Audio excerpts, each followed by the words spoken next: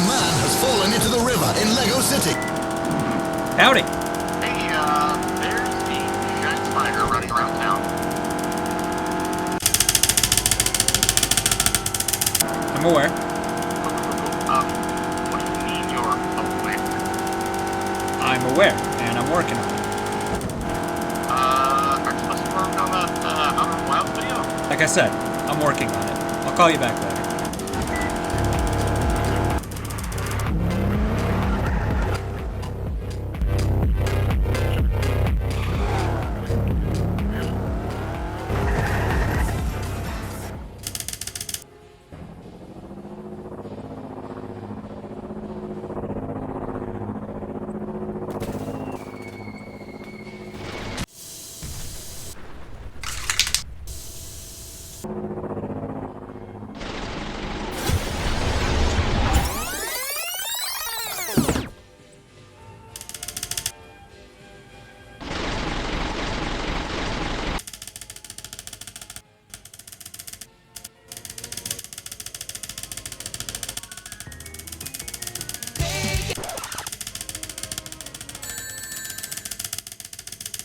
You're cornered. I'm aware. There is no escape for you now. I am as eternal and inevitable as death itself. You gave me form, terrible and beautiful as the sunrise. You made me father. And now it's time for us to become one. Go ahead. I'm not scared of you anymore. Just make it quick. Very well. Out of curiosity, have you ever played Uno? What does it matter to you? Just curious.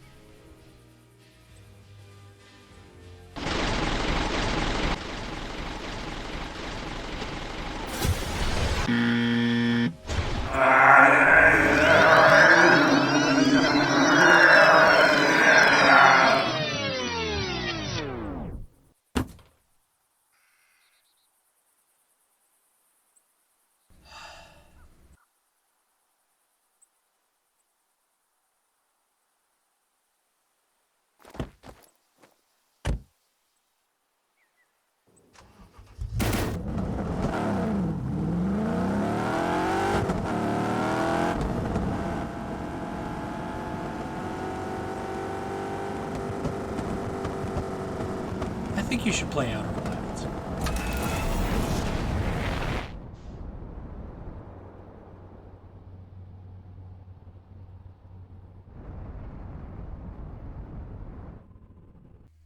Even if this genre doesn't seem to suit you, even if you're on the fence because you think your hardware can't run it, even if you've never played a video game in your life, you should play Outer Wilds. Understand that I have no monetary attachment to the developers, or for that matter, anyone, regarding what I'm about to say. Think of it as a writer inspired by the elegant and tight storytelling I experienced. So naturally, I'll be singing my praises as someone who went in blind with no expectations. It's a difficult game to talk about without spoilers, so understand that I'll do everything I can to cover the bases without giving too much away. Again, I remind that this game is best experienced blind. There's absolutely no offense taken in pausing this video, playing the game, and either coming back once you're ready, or even never finishing it. I stand to gain nothing on the views of this video, other than potentially helping some people off the fence when it comes to this game. If you're here for the animation, then howdy, welcome, sit back and enjoy the show, as this may be the last time I do something like this. Who knows, life is short. With those qualifiers out of the way, I genuinely don't believe there's ever been a game like this, nor will there ever be another game like it. In the rather dog-eat-dog video game environment we find ourselves in today, it's fairly understandable that most of the people who I bring this game up to have never even heard of it. Between the calls of duties and the crossings of animals, there's a lot of media fighting for your attention at any given time. I myself did confuse this with Obsidian's Outer Worlds more than a few times.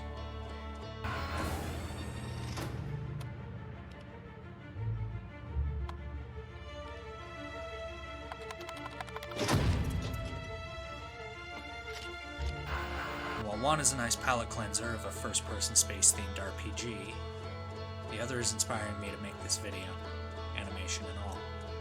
Hell, even I'd waited a fair while before picking up Outer Wilds and playing it over multiple live streams. While I don't regret waiting, I reinforce that this is best experienced blind. All I will add is that this game should be played with a controller, and yes, that's true even for you PC users out there. So what's this game about? How does the story go, and how many points do you need to win? To state the obvious, you don't win, at least not like in other games. Nice car. At the core, it's a mystery involving an ancient civilization, their remains, their experiments, a microsolar system, and your own understanding of the laws of the universe.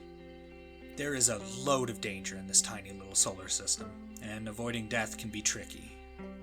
But before you even leave your own cozy little homeworld, you're asked a question. This is the first trick the game plays on you. This question seems simple, almost innocuous. However, what it's really doing is giving you the illusion of choice. Stay with me, I'll explain. In the choices it offers, it doesn't actually matter what you pick. You can tell them any of these. It doesn't matter because you'll end up doing all of them. You'll study and learn more about the ancient ruins dotting the planets. You'll form theories and hypotheses on the puzzles and elements. You'll dive deeper into your own people's history. You'll fly through precarious environments and may need to stop more than once to fix up your little ship. Quick tip, you can fly even while wearing your spacesuit. And while you're doing that, you'll see the wonders and flaws of the universe around you. You might even, given time, figure out what you need to do. This is the second trick the game plays. You are never expressly told what to do.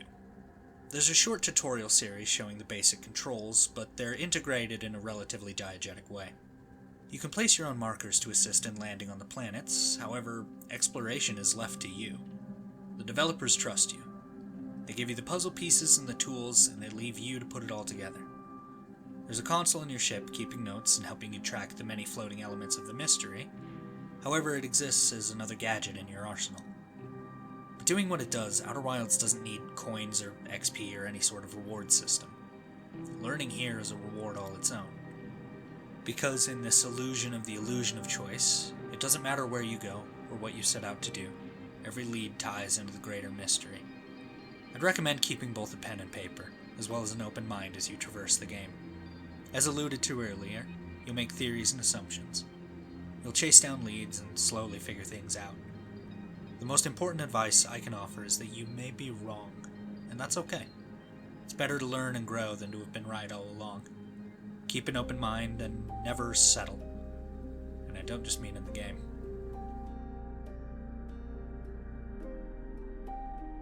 So which planet do you visit first, and how are you going to get there? Here's your trusty little ship. It's not much. It's actually really not much at all. But it'll have to do. The controls can be a bit tricky for someone who's never flown before, but worry not, you'll get a lot of practice.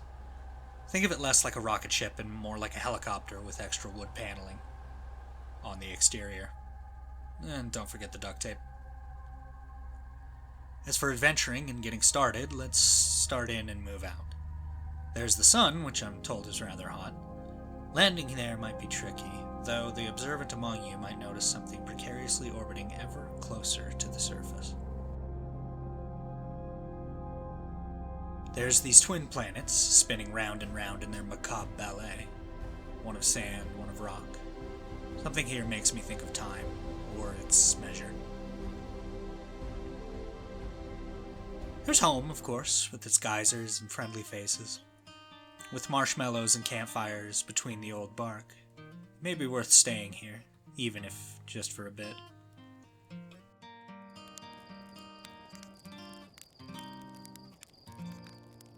Directly above, right when you first wake up, is a green planet, shrouded in mystery. Like those who first stared at Venus, we acknowledge that there could be anything beneath those swirling clouds. This soft blue explosion may catch your eye before anything else does. And I wonder where that's off to. Perhaps this fragile ball of hot and cold might warrant a landing. Tread carefully here, traveler. The heart of this planet is darker than it seems. Half the danger on this brittle world is the looming lantern overhead.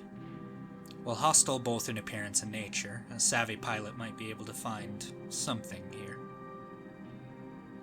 There's this ominous glowing one with its strange, eerie vibe, swirled in ice and vines, staring at what could loosely be called a planet only generates more questions than it provides answers.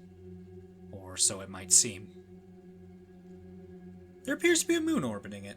It's actually quite pretty. Let's take a picture. Hang on. Where's the camera? Ah, there it is.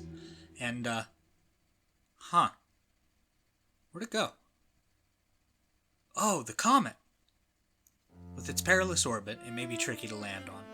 Though I wonder if this ice will stay frozen as we get closer to the sun. But for those so wary of traveling so far on their first voyage, there's a small moon orbiting very, very close to home. And with the right tool, you can hear... whistling?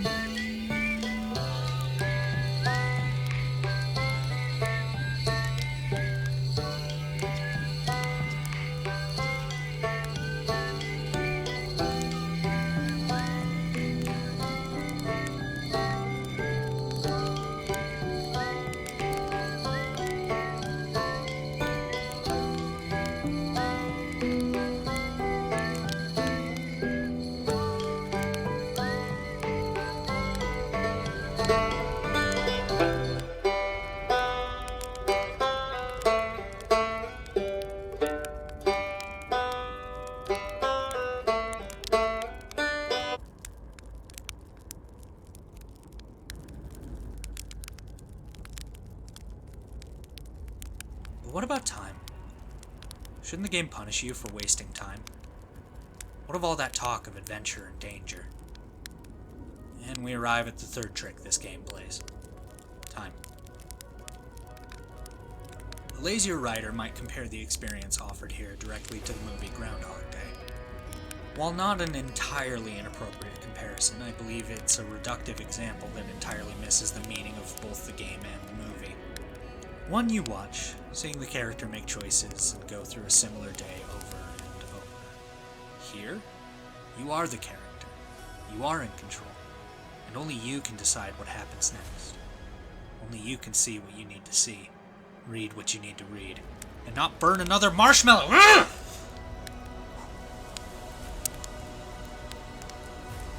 Time is not on your side, but it's not your enemy either. It harbors no malevolence. It takes no sides. It has no concept of good and evil.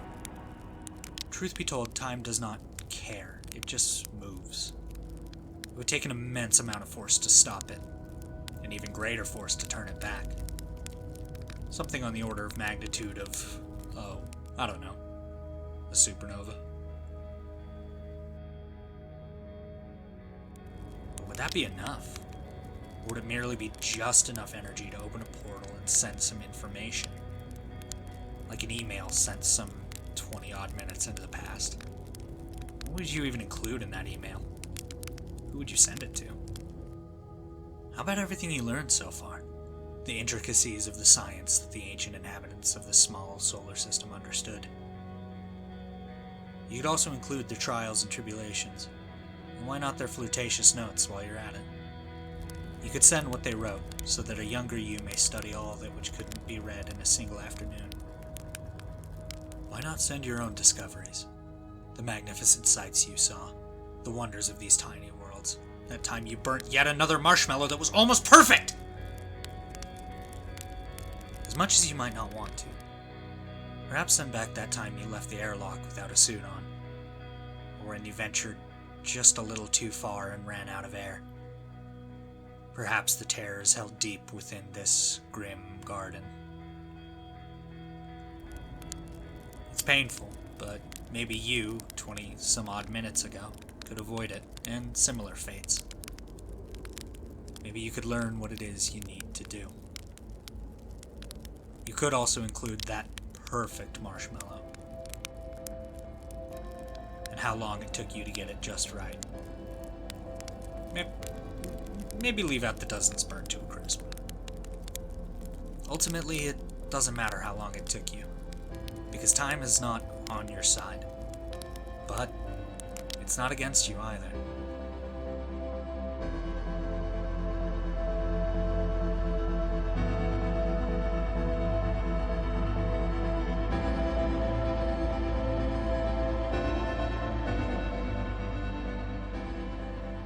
The quiet shade.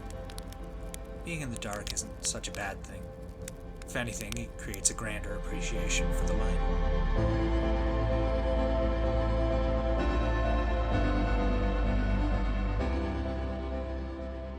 Cross old bark. Those theories you held may not be so rigid. You may find that trees and ideas die in the same way.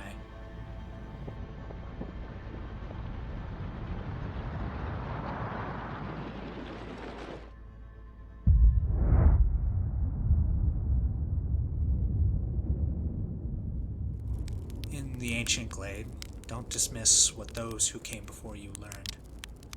Their undoing may be your salvation, and ignoring their calls may be your end. After all, it's always dark. You should play Outer Wilds.